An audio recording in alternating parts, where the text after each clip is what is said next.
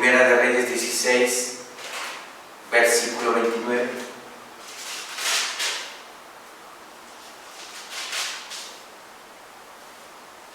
Dice nuestro Señor en su palabra: comenzó a reinar Acab, hijo de Omri, sobre Israel el año 38 de Asa, rey de Judá. Y reinó Acab, hijo de Omri, sobre Israel en Samaria 22 años. Y Acab, hijo de Omri, hizo lo malo ante los ojos de Jehová, más, dice, más que todos los que reinaron antes de él. ¿Qué nos quiere decir la palabra del Señor? El rey Acab fue el rey más malo que tuvo el pueblo de Israel, el reino del norte. Porque recuerden que cuando el rey Salomón pecó y se fue tras los ídolos de madera, de piedra, de plata, de oro, ¿qué pasó ahí? Mi Señor Dios divide el reino, le manda un profeta y le dice que iba a dividir su reino. 10 tribus del pueblo de Israel para el norte y 2 tribus solamente, Judá y Benjamín, el reino del sur. Acá era el rey más malo que todos los reyes anteriores del reino del norte. Y vamos a ver por qué dice aquí la palabra: porque le fue ligera cosa andar en los pecados de Jeroboam, hijo de Nabat, y tomó por mujer a Jezabel, hija de Et-Baal, rey de los sidonios, y fue y sirvió a Baal y lo adoró. Dice la palabra del Señor que Jeroboam fue el rey que tomó el reino del norte. ¿Sí? El rey de Israel lo tomó Jeroboam, pero desobedeció Jeroboam a la palabra del Señor. El Señor Dios le dijo: tienes que obedecerme, tienes que seguir mis estatutos, tienes que seguir mi palabra. Y si tú sigues mi palabra, sigues mis estatutos y sigues todo al pie de la letra, yo te bendeciré, le dice. Entonces, ¿qué hizo Jeroboam? No obedeció a la palabra del Señor. ¿Qué instituyó en el reino del norte? Idolatría. Aunque los dos reinos, el reino del sur y el reino del norte, se habían dividido, todos tenían que ir cada año a adorar a Jerusalén, al templo. ¿Qué fue lo que hizo Jeroboam? Instituyó la idolatría en Israel. ¿Qué es idolatría? Adorar dioses falsos, adorar figuras de madera, adorar figuras de cerámica. Dice mi Señor Dios en su palabra en Éxodo 20 que no te harás imagen ni ninguna semejanza de lo que esté arriba en el cielo, abajo en la tierra, ni en las aguas debajo de la tierra. No te inclinarás a ellas ni las honrarás, porque yo soy tu Dios fuerte y celoso, que visito la maldad de los padres sobre los hijos hasta la tercera y cuarta generación de los que me aborrecen. Entonces, ¿por qué la gente adora muñecos? ¿Por qué la gente adora estampitas? ¿Por qué la gente adora figuritas en papel, impresas? Eso a mi Señor Dios le ofende. Su majestuosidad, su omnipresencia, su omnipotencia, su omnisciencia la está reduciendo a una estampita, a un pedazo de madera, a un pedazo de cerámica, ¿sí? Que el mismo hombre, el mismo ser humano construye, que el mismo ser humano hace. Por eso mi Señor Dios se ofende cuando la gente se inclina ante una cosa que no puede ver, ni oír, ni ni hablar ni palpar. Tienen ojos pero no ven, tienen manos pero no palpan, tienen oídos pero no oyen. ¿Sí? Jeroboam instituyó la idolatría y formó dos cultos en dos partes diferentes del reino del norte. En Dan, al norte de Israel, instituyó y formó ahí una religión. 2 becerros de oro construyó para que la gente se inclinara ante esos becerros de oro. Uno fue en Dan y el otro en Betel. Le dio miedo a Jeroboam que la gente del reino del norte se fuera a Jerusalén y ya no regresaran al reino del norte. Por eso instituyó dos altares, uno en Betel y otro en Dan, para que fueran ahí y adoraran a esos becerros. Y aparte instituyó sacerdotes que no eran de la tribu sacerdotal. La tribu sacerdotal era la tribu de Leví. Y esos sacerdotes que instituyó Jeroboam no eran de la tribu de Leví. Pecó Jeroboam. Por eso mi Señor Dios lo reprende. Y aquí, como dice la palabra en el versículo 31, porque le fue ligera cosa andar en los pecados de Jeroboam, hijo de Nabat, y tomó por mujer a Jezabel, hija de Ed-Baal, rey de los sidonios. Aparte de que acá se va igual tras los ídolos, tras la idolatría que Jeroboam en un principio creó, aparte se casa con una mujer que no es israelita, que no es hebrea. Mi Señor Dios en su palabra nos dice que no te unáis en yugo desigual con los incrédulos. Se tuvo que haber casado acá con una mujer israelita, pero no, se casa con una mujer de Sidón, en Tiro, con Jezabel. Dice, porque le fue ligera cosa andar en los pecados de Jeroboam, hijo de Nabat, y tomó por mujer a Jezabel, hija de Ed-Baal, rey de los sidonios, y fue y sirvió a Baal y lo adoró. Baal era un rey pagano, el dios Sol, ¿sí? Y en esa época, en la geografía donde estaba el pueblo de Israel, Baal era adorado por todas las naciones que estaban alrededor de Israel. El dios Baal. Y acá se inclina y adora a Baal, en vez de adorar al único Dios verdadero, al santo, al bendito, al invisible, al que no se ve. A Él debemos de adorar, a Él debemos de servirle. No una figura de papel, no un pedazo de palo, no un pedazo de madera. Acá hizo todas esas cosas. Acá se casa con Jezabel, su papá rey de los sidonios, y adoran a Baal. ¿Cómo se ha de haber sentido mi Señor Dios? Obviamente mal, porque no seguimos ni obedecemos la palabra, no obedecemos ni seguimos su voluntad. Dice la palabra del Señor en el versículo 32, e hizo altar a Baal. Hizo altar a Baal en el templo de Baal que él edificó en Samaria. Vean lo que hizo acá.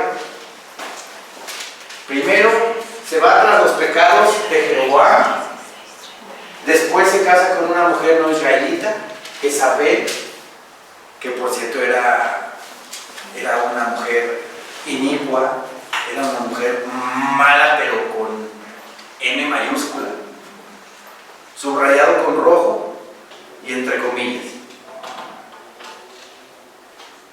Y se ve, conforme vamos viendo la historia de Acab y de Jezabel, que era una mujer, había matriarcado en el reinado. Ahí la que mandaba era Jezabel, no era Acab, ¿sí? Y luego, ¿qué hace? Adora a Baal. Y aparte de adorar a Baal, le fabrica un altar a Baal. Es como si aquí llegamos y metemos a San Judas, que no ve, que no oye, que no camina, no tiene que mover. No sé si vieron en los memes al ciclista, ¿verdad? Que trae aquí su ídolo y agarra y ¡pum! Se estrella contra el coche. ¿Y qué le pasó al ídolo? ¿Lo salvó? No, Se quebró el ídolo. Y luego pasan otra escena después, mejor que se vaya en el metro, ¿no? Para que no le pase nada. Son cosas que hechas por el hombre, que no tienen poder. No tienen poder. ¿Sí? Entonces, acá, ¿qué hace? Hace un altar a Baal. Y le construye un templo a Baal. Le construye un templo a Baal. ¿Sí? Un dios pagano, un dios falso. E hizo altar a Baal en el templo de Baal que él edificó. En el templo de Baal que él edificó, le hizo un altar a Baal en Samaria. Hizo también acá una imagen de Acera. Acera era la diosa de la fertilidad. ¿Sí? En los fenicios y los cananeos. Le hizo una imagen, dice la palabra, haciendo hacia acá más que todos los reyes de Israel, que reinaron antes que él, para provocar, aquí lo dice la palabra, para provocar la ira de Jehová, Dios de Israel. ¿Sí? ¿A quién tenemos que voltear a ver? ¿A un pedazo de pan? ¿A un pedazo de madera? ¿De cerámica? ¿De plata, de oro? Aunque sea muy de oro, muy de plata. Pero ahí no está Dios. Mi Señor Dios, como dice la palabra en el Salmo 115, mi Señor Dios está en el cielo. Los ídolos de ellos, oro y plata son. Tienen ojos pero no ven. Tienen manos pero no paran. Semejantes a ellos son los que los hacen. ¿Sí? El verdadero, el bendito, el santo está en su trono. Y su Hijo amado Jesucristo está a su diestra, intercediendo por cada uno de nosotros. Cuando nosotros nos acercamos a Él para pedirle intercesión por Él. También dice la palabra que el único intercesor entre Dios y los hombres es Jesucristo, hombre. No hay más intercesores. Simple y llanamente porque el que dio la vida por la humanidad fue Cristo, no fue otro. Los otros no tienen mérito, ni Pedro, ni Juan, ni Pablo, de interceder por nosotros. Fueron hombres iguales a nosotros. Pedro, ¿cuántas veces se equivocaba? Pedro, ¿cuántas veces se atrabancaba y complicaba las cosas? Todavía vivía en simulación después de que mi Señor Jesucristo ascendió a los cielos. En Antioquía Pablo lo reprendió, lo enfrentó cara a cara porque estaba simulando Pedro. Comía con los gentiles, todo lo que fuera, pero nada más llegaban los judíos y se apartaba Pedro para que no lo vieran que estaba comiendo con los gentiles. ¿Sí? Estaba simulando Pedro. Entonces, el único intercesor entre Dios y los hombres es Jesucristo, nuestro Señor, simplemente porque Él fue el único que dio la vida por nosotros. El único. Nos da libertad. Amén. Libertad de pecado, nos perdona nuestros pecados, nos quita la venda de este mundo tan engañado en el que vivimos. A través de su palabra nos damos cuenta de la verdad de todas las cosas. Dice la palabra del Señor. Hizo también acá una imagen de Acera. haciendo así acá más que todos los reyes de Israel que reinaron antes que él, para provocar la ira de Jehová, Dios de Israel.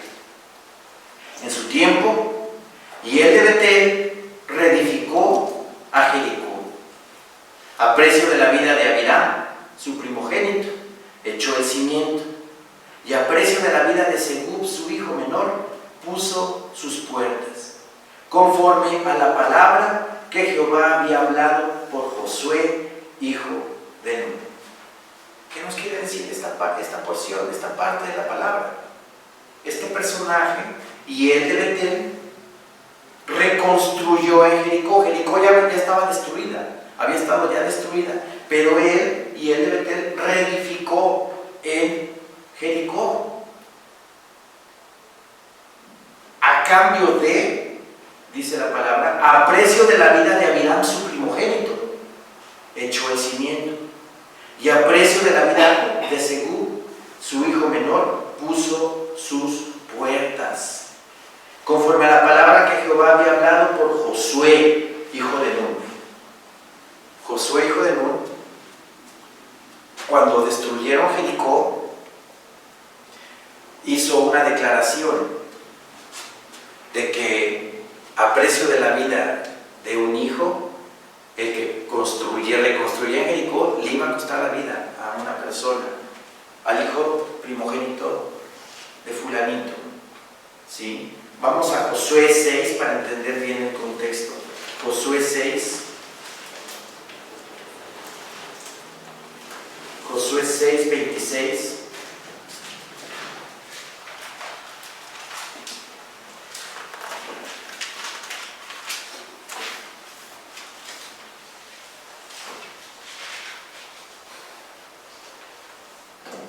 Amén, hermanos.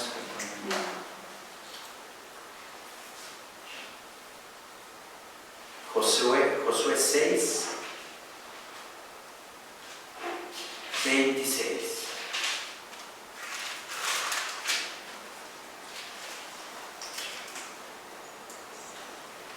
En aquel tiempo hizo Josué un juramento diciendo: maldito delante de Jehová el hombre que se levantare y reedificare esta ciudad de Jericó.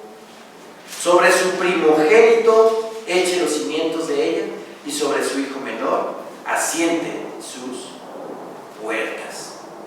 Había una maldición.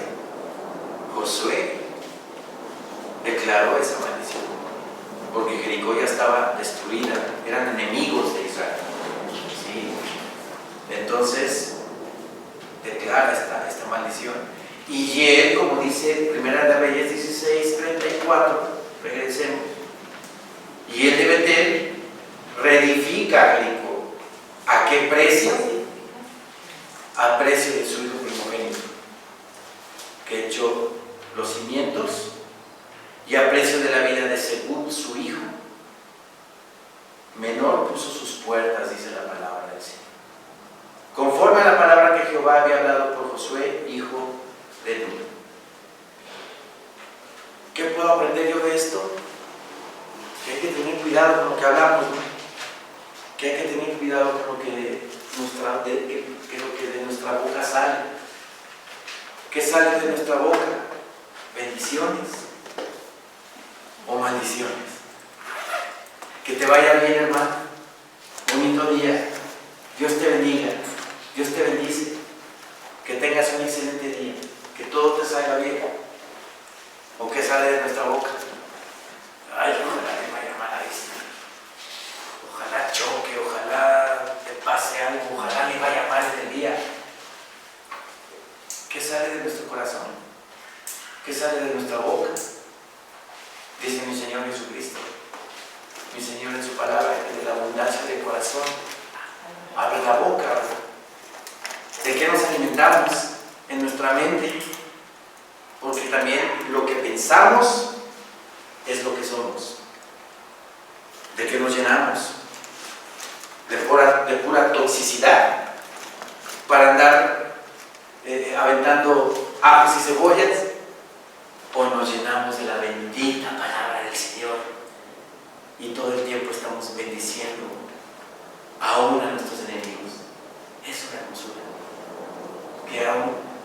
tengamos esa estatura espiritual y a nuestros enemigos los bendecimos, ¿verdad?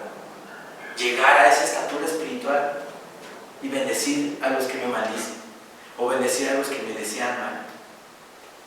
Es una maravilla, ¿sí? Capítulo 17 dice la palabra del Señor: entonces Elías Tisbita, que era de los moradores de Galaad, dijo a Acab, el rey Acab: vive Jehová Dios de Israel, en cuya presencia estoy, que no habrá lluvia ni rocío en estos años, sino por mi palabra. No habrá lluvia ni rocío en estos años, sino por mi palabra. ¿Pero por qué? ¿Por qué no iba a llover en Israel? La palabra del Señor en Santiago capítulo 5, versículo 17 nos dice que Elías era sujeto a pasiones iguales a las de nosotros. Era igual que nosotros. Y por 3 años y medio, ¿verdad?, él dijo que no iba a llover sobre Israel. Obviamente mandado por Dios, porque era su profeta. Pero ¿por qué dejó de llover 3 años y medio en Israel, en el reino del norte? Por el pecado, por todo el pecado que ya había sido acumulado en el reino del norte. Lo mismo que estábamos platicando hace rato, ¿verdad? Que este mundo está de cabeza por el pecado. Ya nadie voltea a ver a Dios, ya nadie voltea al cielo y exclama: Señor bendito, te amo. ¿Sí? ¿Por qué están pasando tantas cosas en México? ¿Por qué tanta violencia? ¿Por qué tanto narcotráfico? Las personas, he estado viendo en las noticias que las personas que se están postulando para un partido político las están matando a todos. Ya llevan como 20 precandidatos de alcaldías y municipios que han sido muertos. ¿Sí?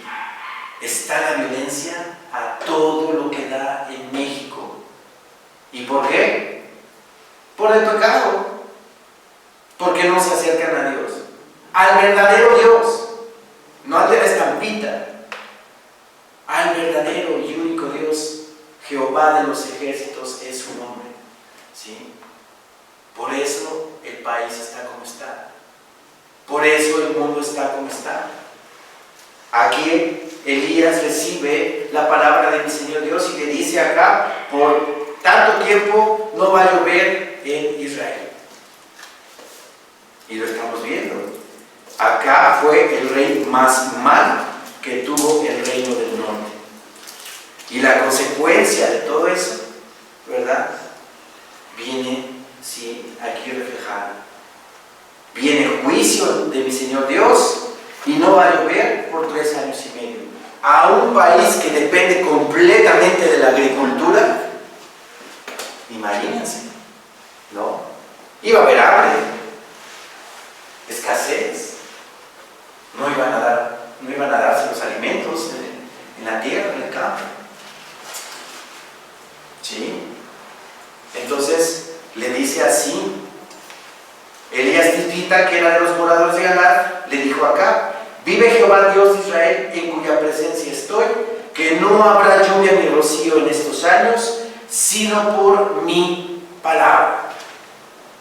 En Deuteronomio capítulo 11, no me pierdan Primera de Reyes, por favor, sepárenme ahí, Primera de Reyes 17, y vamos a Deuteronomio 11, versículo 16.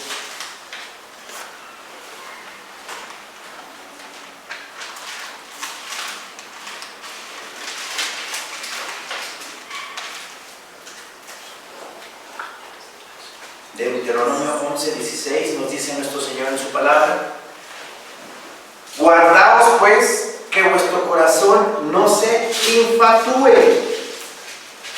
La palabra infatuo significa lleno de presunción y vanidad. Cuando el hombre se cree, se se envanece por mis logros, mis triunfos, y deja de voltear a ver a Dios. Guardaos pues que vuestro corazón no se infatué y os apartéis y sirváis a dioses ajenos y os inclinéis a ellos. Eso es lo que estaba pasando con el reino del norte. El rey Acab propició eso. El rey Acab construyó un altar. El rey Acab construyó un templo en Samaria, a Baal. Lo propició Acab. Y obviamente si la cabeza lo hace, pues todo el pueblo igual. Ya había adoración a Baal y a Acera, la diosa pagana de la fertilidad. Y el versículo 17 dice: y se encienda el furor de Jehová sobre vosotros, y cierre los cielos, y no haya lluvia, ni la tierra dé su fruto, y perezcáis pronto de la buena tierra que os da Jehová. Siempre va a haber una advertencia. Si tú doblas rodilla a mí, yo te bendeciré, te cuidaré, te protegeré. Pero si tú te apartas de mí y te vas tras idolatría, ¿verdad?, tras vanidad, va a haber juicio. Y les dice a los israelitas: no va a llover, no va a llover, y la tierra no va a dar su fruto. Pues ¿qué es lo que pasó con Acab? Llega Elías Tisbita y le dice: por 3 años y medio no va a haber lluvia. ¿Qué implicaba? Escasez, hambre, hambre.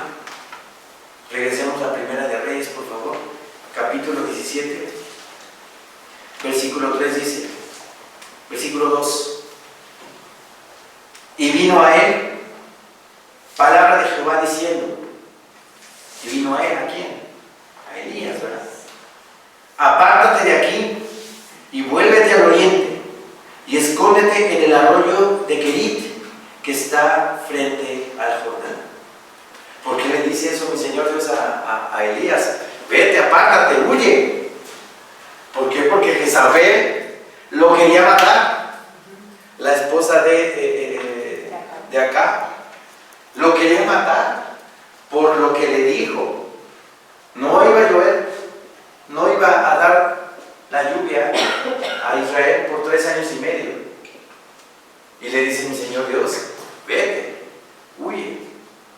Y aparte para sostenerlo, porque le dice también: apártate de aquí, vuélvete al oriente y escóndete en el arroyo de Querit. ¿Qué hay en un arroyo? Agua. Para que subsistas, para que vivas, te voy a proteger, para que no mueras. Mi Señor Dios es maravilloso.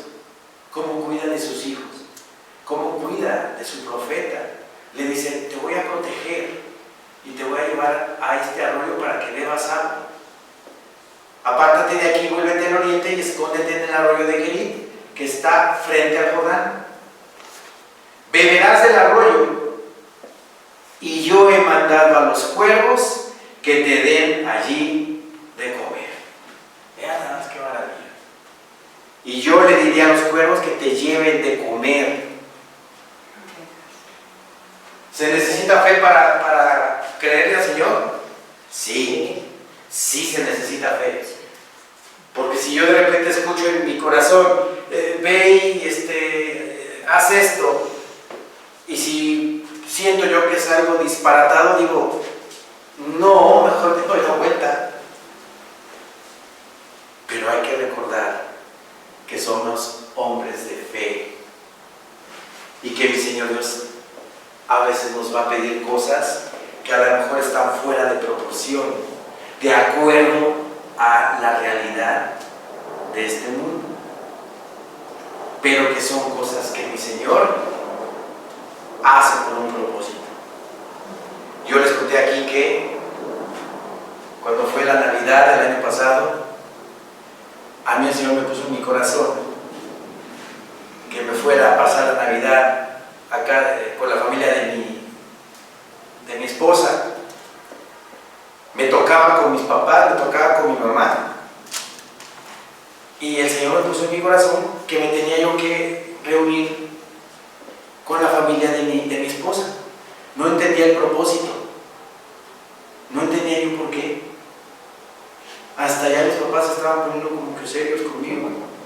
Como diciendo, ¿por qué no te vas a juntar? ¿Por qué no te vienes conmigo a Navidad? Posteriormente el Señor me hizo ver que tenía que yo compartirle palabra del Señor a un tío de mi esposa, porque en esas épocas estaba muy mal. ¿Se acuerdan que se los platiqué? Se puso muy mal, estuvo 35 días en el hospital, casi se muere, casi se muere. Pero mi Señor me dijo, tienes que estar ahí para predicar. Y entendí en ese momento, Señor bendito, eres maravilloso. Y gracias a Dios el tío de mi esposa recibió al Señor como su bendito Señor y Salvador de su vida. Lo recibió. Entonces, si yo hubiera escuchado en mi corazón, te tienes que juntar con tu esposa y su familia, y soy un renuente y no hago caso, pues ¿qué va a pasar? El Señor ya no lo va a tomar en cuenta. Tenemos que obedecer a la voz del Señor en todo lo que nos pida que hagamos, ¿sí? En todo. ¿Qué ha de haber sentido Elías cuando el Señor le dijo, los coros te van a dar de comer? ¿Cómo? Pero era un hombre de fe, pues era profeta, era su profeta. Le creyó a pie juntillas. Y efectivamente, los cuervos le dieron de comer. ¿Qué quiere decir esto? Que aunque estemos en la situación más raquítica, cuando estemos en las últimas de nuestra vida, no debemos desfallecer, no debemos de echar nuestra fe para atrás. Al contrario, por algo estoy pasando esto, y ¿para qué? Mejor pregunto, ¿para qué va a pasar? Hay un propósito, hay una enseñanza, hay un crecimiento en esto que estoy viviendo, y el Señor mío me va a dar la solución. Si estamos en las últimas, no desfallezcamos y no echemos la cobija al piso, sino al contrario, sigamos en la fe, diciendo, el Señor va a mandar su bendición, ¿sí?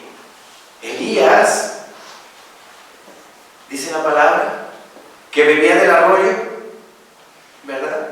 Y los cuervos le daban de comer. Aquí, en la palabra de nuestro Señor, en el Salmo 127, está para adelante. No me pierdan Primera de Reyes 17. Salmo 127.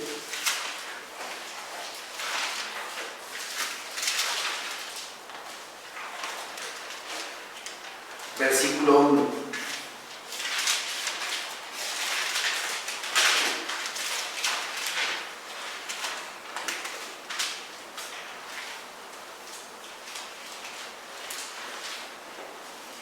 Salmo 127, 1. Amén, hermanos. Amén. Si Jehová no edificare la casa, en vano trabajan los que la edifican. Si Jehová no guardare la ciudad, en vano vela la guardia.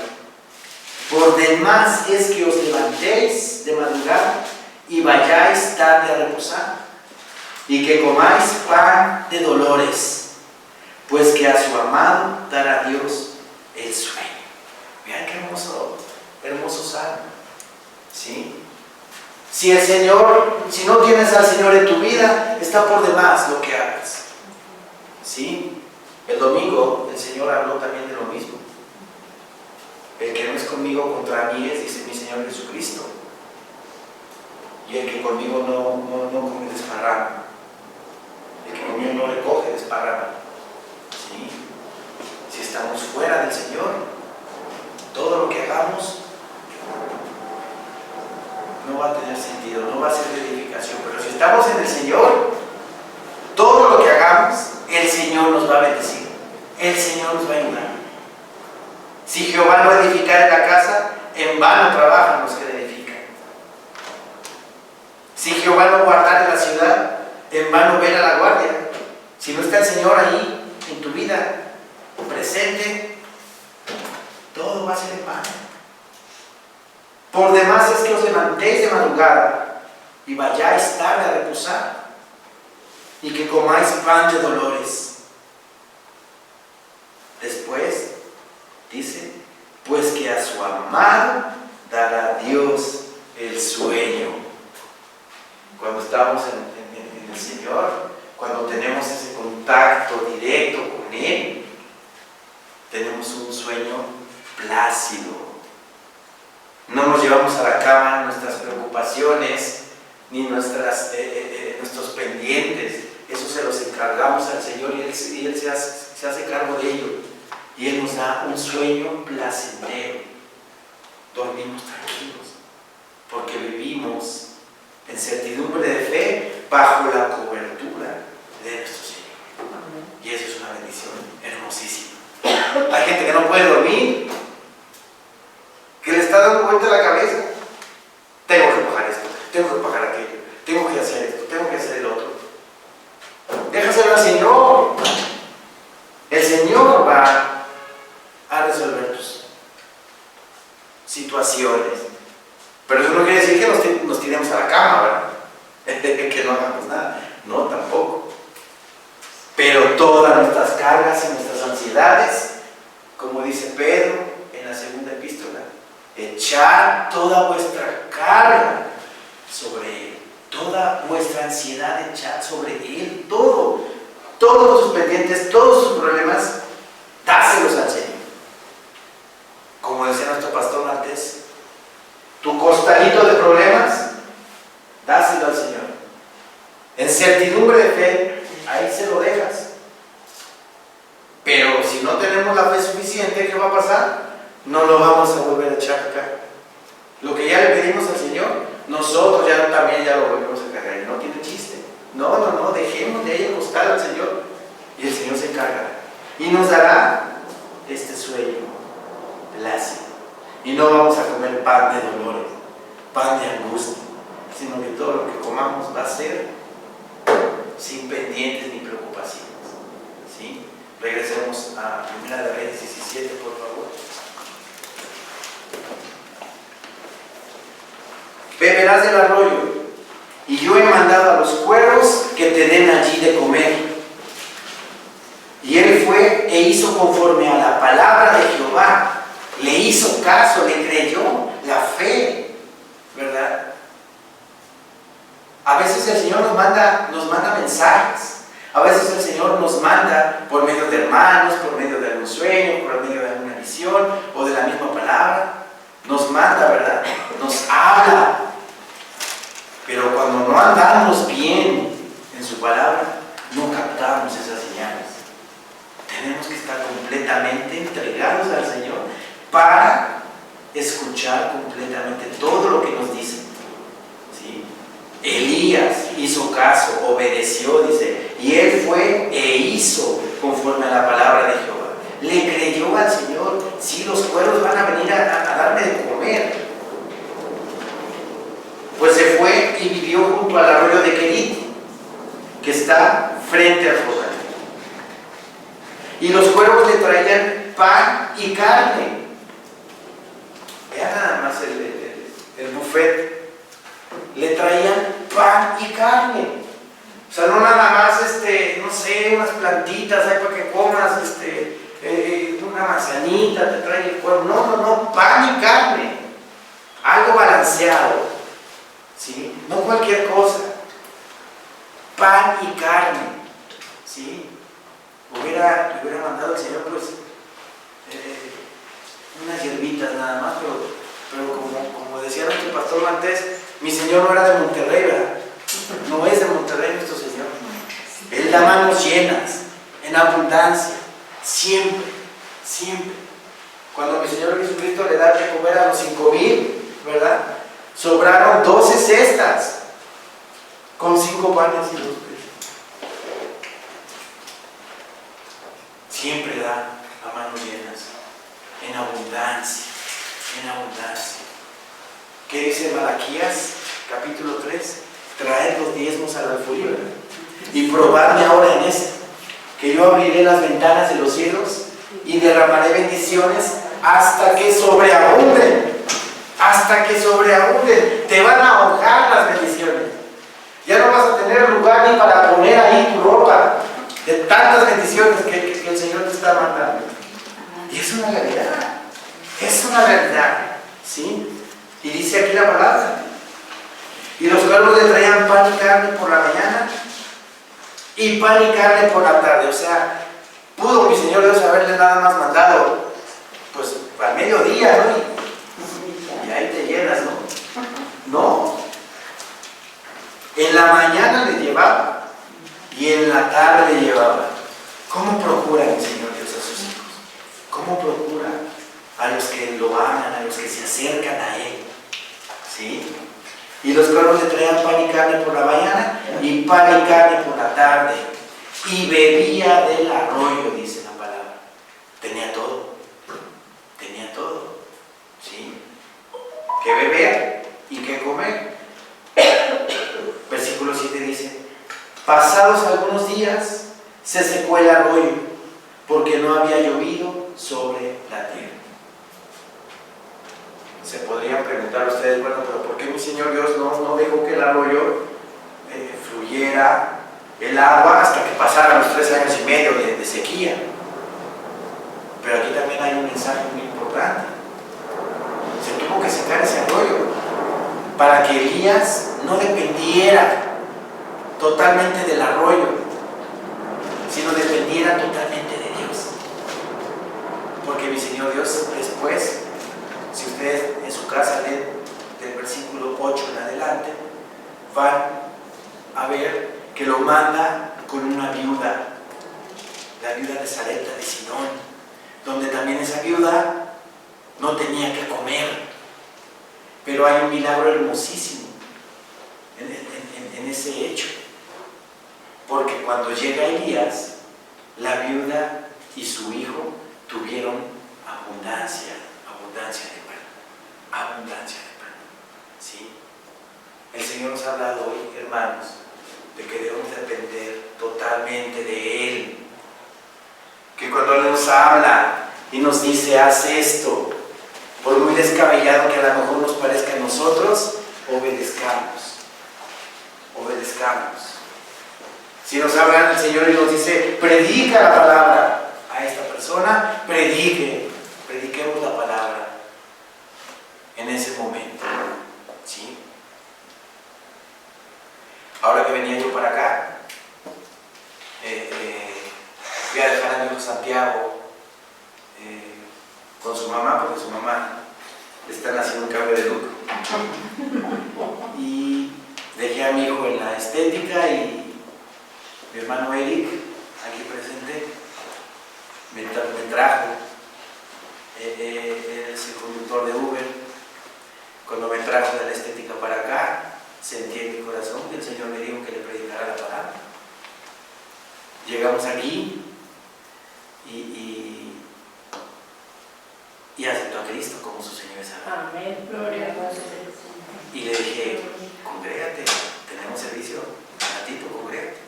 Se congregó, está aquí con nosotros. Y espero en el Señor que no sea la primera vez, esta es tu congregación. ¿Sí? Y el mensaje de hoy es confiar completamente en el Señor. En el Señor. Él nos provee de todo